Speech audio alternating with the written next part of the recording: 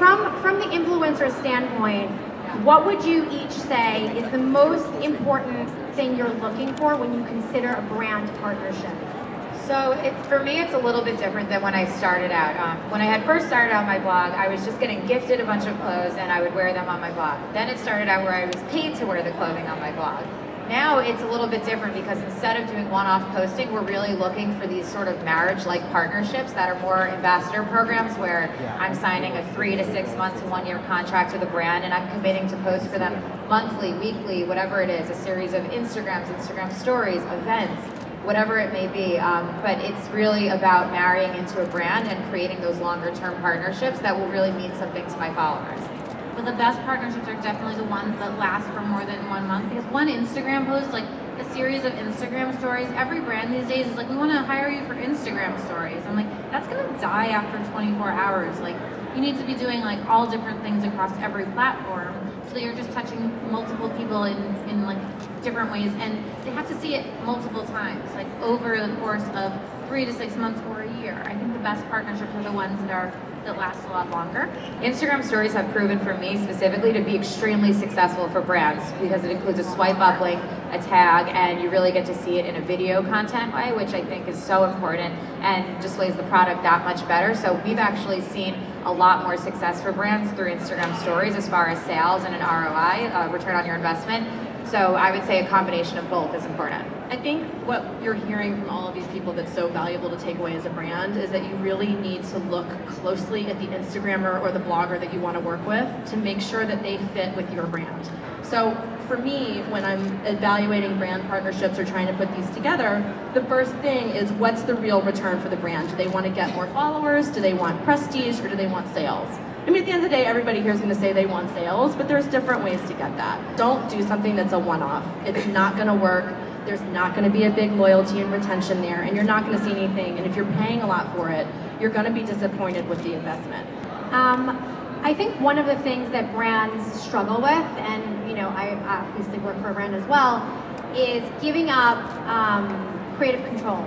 I think I can speak to that. I mean, when I work with a brand, you're hiring me because I am my own creative director. So yes, I love to hear from brands what they want for suggested content, suggested verbiage. You know, I want to hear what you guys are looking for within the post, but then you have to kind of trust and put the ball in my court where I'm going to put it together in a way that I know will resonate with my readers most and will sell.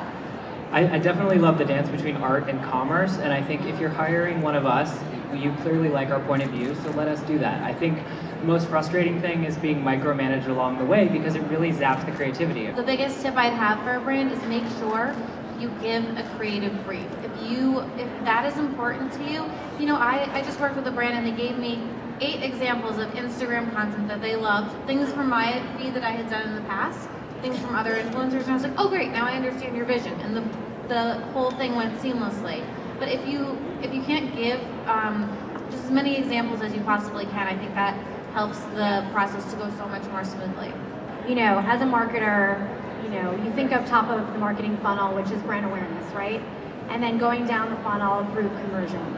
So in my mind, I think of sort of macro influencers, the big celebrity influencers, as top of funnel, more brand awareness. And as you go down the funnel, you might want to work more with micro influencers who you might see greater conversion from. If we hired an influencer and we did a swipe up and they sold 3 pairs of jeans, I think that's fabulous. Because I'm like, 3 pairs of jeans, these jeans are not cheap. But how do you sort of manage expectations for like what sales could be? Like you're not selling 5,000 units in a day, right? So I have, but that's amazing. No, I get what you're saying. It's hard at my level, you know, it's having to convince a brand to not use a traditional celebrity and to use me as an influencer. Right. And you know, the reason my 2 million followers are a specific demographic of consumers. So it's not like a traditional celebrity where they're just obsessing over what I'm seeing. They're actually purchasing, and the purchasing power behind my followers is so great that I've been able to do these large contracts and have these conversions and the return on the investment be there. It's really just about making sure you have the right followers selling the right thing. I think it's really important for everyone in the audience to understand there's a lot of tools in the market right now to help you sort of, first of all, keep track of your campaigns. If you're doing like a Revolve, hundreds and hundreds of influencers, you're not doing that on email. That is like a system that you are monitoring that in, and also understanding audience, like not just who the person is and how many followers they have, but who is following them. Like a lot of times, if a girl's always going to be in a bikini, that audience is going to be 90% male. It just is. So if you're selling women's clothing, I don't know, you might want to think about that. So there are tools to do that. There's so many influencers out there, kind of like there's somebody for everyone. I think it's just like finding them. I would say a really great platform to find influencers would be FOR, F-O-H-R. I agree. Yeah. FOR is a great platform. Yeah, and you can go on there. I used to have access to it when I was a follower, so it was really fun as an influencer to get to see. But you can filter out by city, you can filter by their core demographics. So say you want like, I don't know, 40-year-old influencers in Minnesota, you can find them. So it's that's a great platform. But I think it's just so important to have your objectives defined and know what you want, because I've worked with so many brands that just don't really know what they want, and like then it makes it a lot harder to deliver and like make them happy, because my strategy and my approach as an influencer is going to change based on their objectives. Again, every brand has like their very their creative direction and stuff, and sometimes what works for my audience isn't going to look good in the brand feed. Like if I wore, say, an Alice and Olivia dress, like it might not fit in with the aesthetic of your page. So it's always really nice. It's great when a lot of times I think it's great when brands put your imagery on stories and then tag you, and then people click over to my page.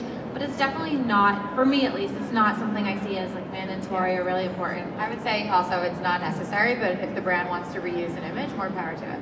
I personally believe in a mix of macro and micro. I think the credibility of having someone like a Danielle post your brand is really important. And then going down on a local level, like you have stores in different cities, and there's like local, super small, could have like 2,000 followers. There's nano influencers now too. And as a micro, I want to stress how much I believe in the power of a micro influencer. They have a great demographic of consumers and reach a very specific audience. So especially for a young brand, if they can't afford to work with someone like me, micro influencers and even nano influencers, which are technically 1 to 15,000 followers, I think, could be great for you. When I was at DKNY, I created an anonymous social media personality called DKNY PR Girl, but this is in 2009, so that's a decade ago, so it feels like ancient history, but it was sort of before other fashion brands. Anyway, it's a long story. It was a big deal. Now they have Oscar PR Girl, like everyone's followed in her footsteps, so that's why it's a big deal. That's why I'm moderating the panel today, guys. No, I'm kidding. How would you say, what is the #1 growth tip you could give a brand who is trying to like start an Instagram account now in 2019? Like to work with influencers. Honestly, it is so hard, especially with my 2 brands. Like I have separate Instagram accounts for them, so I've used my own platform to help grow my other brands. But it's a fine balance because I don't want to seem like I'm only promoting my own brands, which I don't ever only promote my own brands. So having gifting to 50 plus other of my influencer friends and having them post and tag has been hugely impactful for my brands.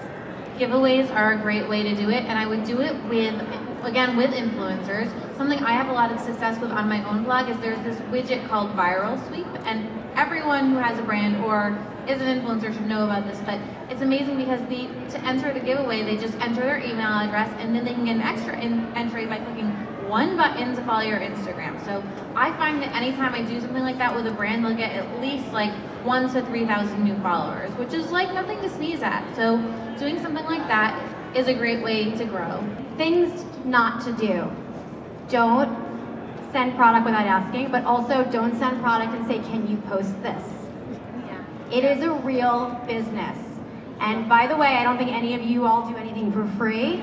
No one's doing anything for free unless they decide they're doing something for free. And I think that's a really important takeaway before we go to Q&A, because a lot of people don't understand that. They're like, oh my God, just send them to, send it to some influencers, they'll post it. It's like, maybe not. You can't. It's not like everything I post is paid for. Like, let's stress that too. I mean, if I discover a new brand walking around Coterie and I'm like, oh shit, this is cool, and I'll grab their email, I'll post about it probably for free. It just really depends on my level of passion for it, the authentic moment. Exactly. And also fine jewelry, I usually accept. I was gonna say, you can send me all the free shit you want.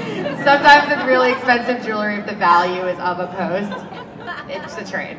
I get it, that's great. Do you think that there is a market for not the brand side, but an influencer for women over 50?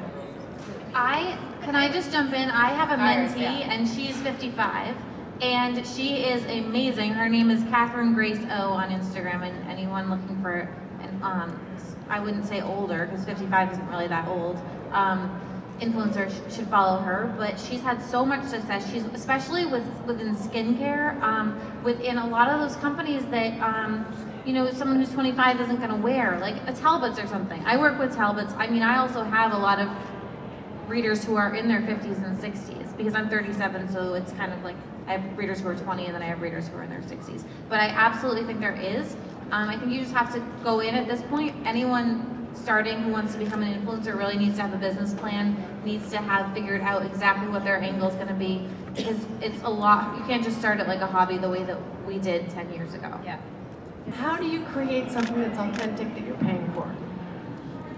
Well, I think like we were talking about earlier, just the micromanagement of the imagery, I think is part of the issue. I think letting an influencer do what they do, if you're responding to their photos, it's because it was most likely authentic, so letting that influencer, that artist do that. I think of course you can send people things and hopefully it'll resonate with them. I think it's just a matter of waste. Like if we don't want to, just send us a lookbook or something, just so we're not wasting your time. And it sounded ungrateful to say like we don't send it to us, but really it's just about you spend your hard-earned money to send things to people and to create them. So just sending them to the right people, so you're getting a return on that investment. I represent a lot of different brands and retailers, and I think the elephant in the room is, how do we negotiate with you? Be honest and direct. How much do you have? What do you want out of it? Let's make a deal. Yeah, it's a lot easier sometimes when brands, especially younger, newer brands that don't have as big of a budget, come to me and say, you know, here's our budget, now what can we get for that? And instead of saying, you know, we want 3 posts in this many, and then it ends up being that, you know, they can't afford that, but it's easier sometimes the other way. As a young or emerging brand, in your guys' experience, what is the best way to be found or recognized? Do quality work. Just continue to focus on the product. Like honestly, we're all an important part of selling your product, but the most important thing is that you're making quality product that you're excited about, that you believe in, so that the energy of that product is felt. I think just to add to that, I think it's about really going back to the DNA and why the brand was founded in the first place. And make sure your platform looks good. It doesn't matter if you don't have 1 million followers. Make sure it doesn't look like garbage, because the first thing these guys are going to do if they get a DM from you is they're going to look at your page. And if you aren't putting it out there, they're not going to see that there's a vision behind it. And with iPhones and technology and all the rest, you can make an amazing page without having to pay professional photographers and the rest. So just make sure that you're already showing how good it can look. And on that note, I think we can end it, but one of the things that's a great little hack is to really look at other industries. So maybe you're looking at, I don't know, a slew of SoulCycle instructors, or you're looking at, you know, some chefs or people that are not in fashion necessarily, just cross-pollinating industries, because by the way, those people are probably not having the fashion brands go after them, and it might be easier to sort of tap into that. And also, even on their own feed, it's not just all fashion. So people are paying attention to what they're wearing. If all of a sudden they're like, oh, they're talking about a brand, they never talk about it. They talk about food normally. So it's just an interesting way to sort of break into another vertical. Thank you all for listening. Thanks, Thanks so much.